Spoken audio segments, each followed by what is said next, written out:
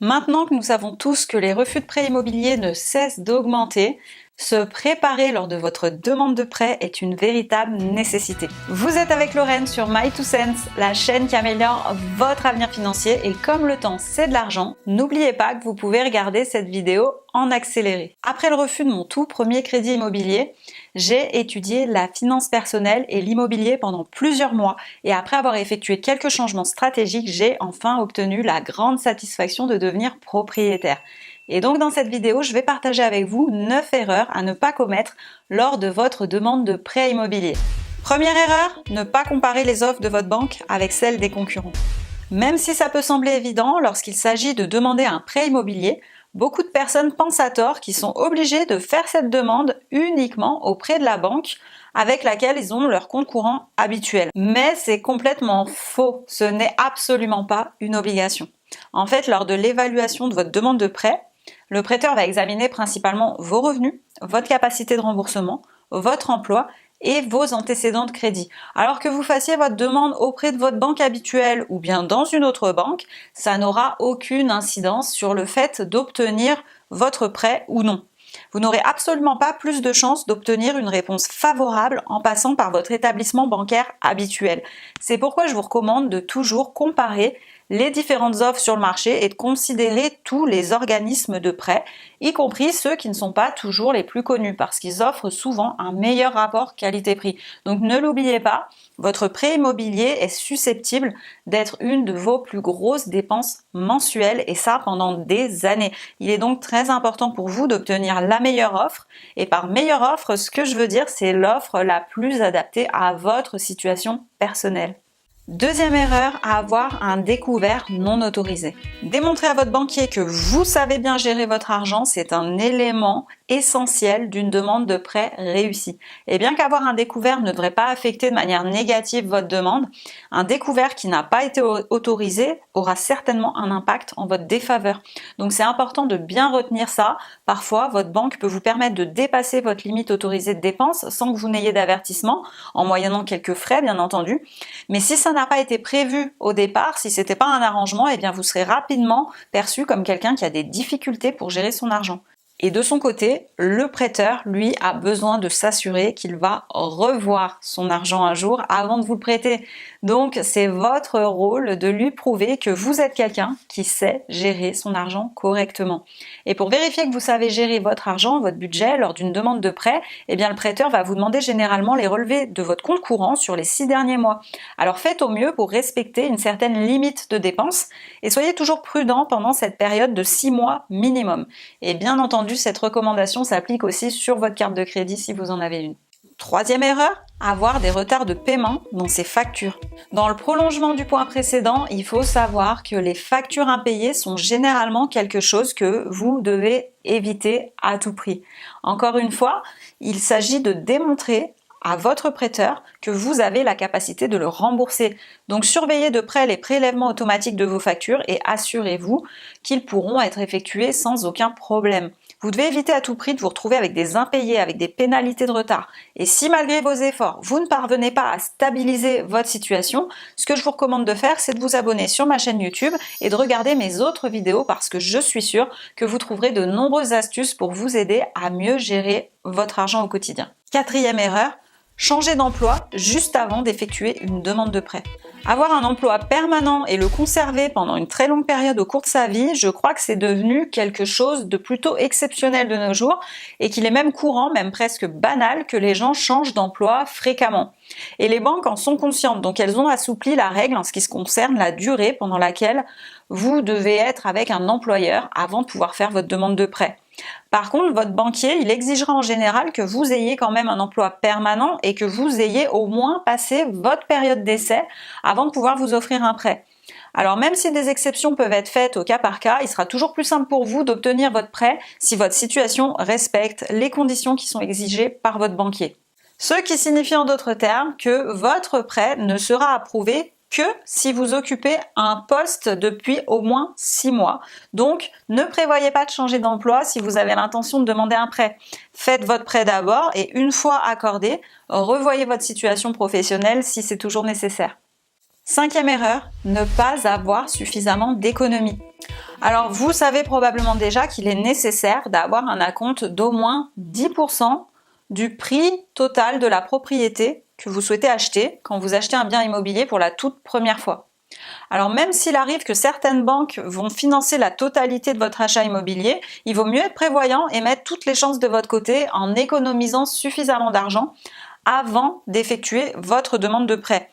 Alors sachez que vous devrez également économiser pour des choses comme les assurances, les frais de notaire, les frais associés à votre déménagement, mais aussi pour toutes sortes d'imprévus qui peuvent avoir lieu lors d'un achat immobilier. Si vous montrez à votre banquier que vous avez déjà tout prévu, vous avez tout planifié, vous avez déjà estimé les coûts associés à votre achat immobilier, vous avez économisé suffisamment d'argent pour tout couvrir, eh bien ça jouera en votre faveur, ça vous aidera considérablement dans votre demande. 6e erreur, ne pas être capable de démontrer sa capacité à rembourser le prêt. Vous devez être en mesure de montrer à votre banquier, de lui prouver que vous pouvez vous permettre les futurs remboursements de votre prêt. Alors pour ça, ce que je vous recommande, c'est d'utiliser un simulateur de prêt en ligne, comme ça vous aurez une estimation du montant de vos futurs remboursements en fonction du montant que vous voulez emprunter et en fonction de la durée de votre crédit. Donc faites pareil avec tous les frais récurrents liés à votre achat, comme par exemple les assurances, et bien demandez à l'avance un devis pour savoir combien coûterait votre assurance mensuellement. Une fois que vous aurez estimé tous les coûts mensuels de votre achat, eh bien vous devrez montrer à votre banquier que vous avez déjà été capable de payer un tel montant, que ce soit en loyer au cours des 6 derniers mois ou que ce soit en économie que vous ayez mis sur votre compte épargne. Ça signifie pour votre banquier qu'en fait cet achat ne vous mettra pas dans une situation financière délicate et que vous lui rendrez son argent. Alors après, dans la plupart des cas, votre banquier va effectuer également un test de résistance pour votre demande afin de voir si vous êtes vraiment capable de faire face à une éventuelle augmentation des taux d'intérêt dans le futur, ce qui pourrait arriver. Ce qui signifie en fait que pour mettre toutes les chances de votre côté, vous devez épargner régulièrement ou alors payer un loyer équivalent à environ 10% de plus que le prix de vos futurs remboursements. Tout l'argent que vous économisez doit être déposé chaque mois sur un compte épargne que vous pouvez facilement montrer à votre banquier. Et vos économies doivent être effectuées de manière régulière. La régularité, c'est vraiment la clé quand vous demandez un prêt. Si vous mettez de l'argent de côté un peu au hasard tous les 2 ou 3 mois, eh bien ça ne fonctionnera pas. Mettez-vous à la place de votre banquier qui, lui, va évaluer votre demande.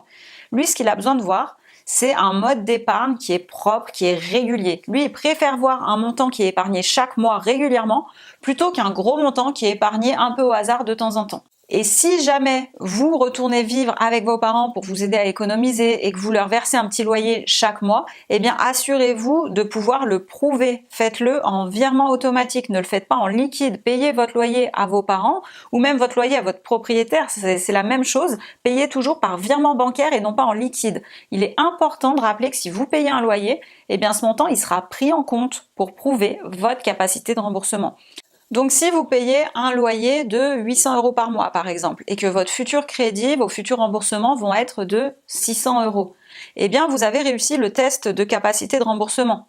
Si vous avez été capable de payer 800 € par mois, vous serez capable d'en payer 600, ça va de soi. Mais si au contraire, vous payez actuellement un loyer de 800 € par mois mais que vos remboursements de prêts mensuels seront plus élevés, supposons qu'ils seront de 1000 €, eh bien par conséquent, votre prêt quand vous serez propriétaire, sera plus cher que votre loyer actuel. Donc là, ce que vous pouvez faire pour prouver à votre banquier que vous serez capable de gérer cette augmentation, eh bien, vous devrez payer votre loyer mensuel habituel de 800 €, mais aussi mettre de côté 200 € par mois sur votre compte épargne. Comme ça, vous aurez prouvé à votre banquier que vous êtes capable de gérer des mensualités à 1000 € par mois. 7e erreur, être trop endetté. Souscrire un crédit avant de demander un prêt immobilier, ce n'est pas nécessairement quelque chose qu'il faut éviter à tout prix, surtout lorsqu'il s'agit d'un crédit pour quelque chose d'important, comme par exemple lorsque vous avez besoin d'acheter une voiture ou même de financer un mariage. Cependant, ce qu'il faut savoir, c'est que ça peut avoir une incidence sur le montant que vous serez autorisé à emprunter pour votre achat immobilier.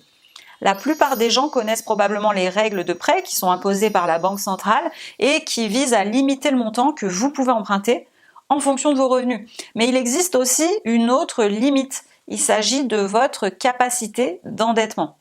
En fait, votre banquier, il va généralement examiner votre capacité d'endettement en analysant vos dettes existantes afin de voir si vous pouvez vous permettre de vous endetter encore plus.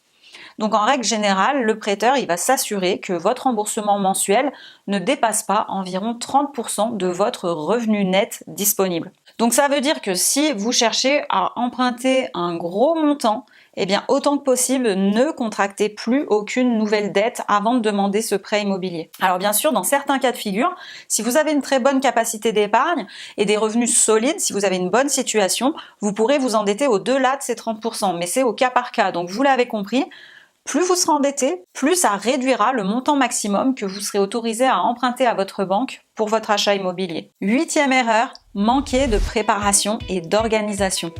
Comme vous l'avez probablement déjà compris, vous devez penser à préparer votre prêt au minimum 6 mois à l'avance. Mais en général, la planification commence encore plus tôt. Et pourtant, il y a encore beaucoup de gens qui font l'erreur de demander un prêt immobilier sans se préoccuper de tout ce qu'ils auraient dû faire pendant cette période de 6 mois. En fait, votre prêteur, lui, il va effectuer une analyse de vos finances comme on l'a vu au cours des 6 derniers mois. Donc vos relevés de compte courant, vos comptes épargne, vos cartes de crédit, votre façon de dépenser votre argent, tout va être examiné de près. Donc pendant cette période, vous devez être très attentif à la façon dont vous allez gérer votre argent.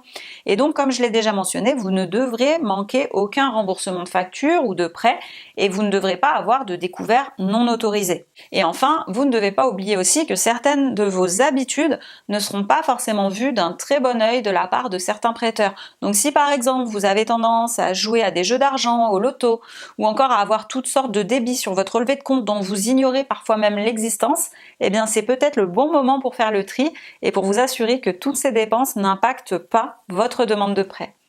9e erreur, attendre la dernière minute pour mettre en place les assurances nécessaires à l'achat. Il existe de nombreuses personnes qui commettent l'erreur de ne pas se renseigner suffisamment à l'avance en ce qui concerne les assurances à mettre en place pour leur achat immobilier. Et ces mêmes personnes, ce sont celles que vous voyez ensuite frénétiquement essayer de tout clôturer dans leur dossier afin d'obtenir au plus vite les clés de leur nouvelle maison parce qu'ils ont prévu de déménager la semaine prochaine. Alors pour éviter cette situation, vous devez planifier à l'avance le montant de vos assurances et la mise en place de celles-ci. Et ça peut prendre du temps parce que selon votre état de santé, eh bien votre compagnie d'assurance aura besoin de plus ou moins de temps pour mettre en place votre système de protection. En effet, parce que si vous avez des problèmes de santé, par exemple, on peut vous demander des rapports médicaux de la part de votre médecin généraliste. Et tout ça, ça peut prendre pas mal de temps et retarder votre achat si vous ne le faites pas suffisamment en avance. Il peut même arriver aussi que vous ratiez la maison de vos rêves juste parce que vous n'avez pas été suffisamment prévoyant, suffisamment réactif pour souscrire à votre assurance et que finalement, comme le vendeur était très pressé pour vendre, eh bien, il a préféré vendre à des acheteurs qui, contrairement à vous, étaient prêts. Donc évitez de vous retrouver dans ces situations et commencez à examiner les offres qui existent des différentes assurances dont vous allez avoir besoin. Demandez-leur des devis le plus rapidement possible et évitez de tout faire à la dernière minute. Voilà, j'espère que cette vidéo vous aura été utile et que vous pourrez très bientôt emménager dans votre futur logement. En attendant, n'oubliez pas de vous abonner sur My2Cents et on se retrouve très vite dans votre nouveau logement pour une prochaine vidéo.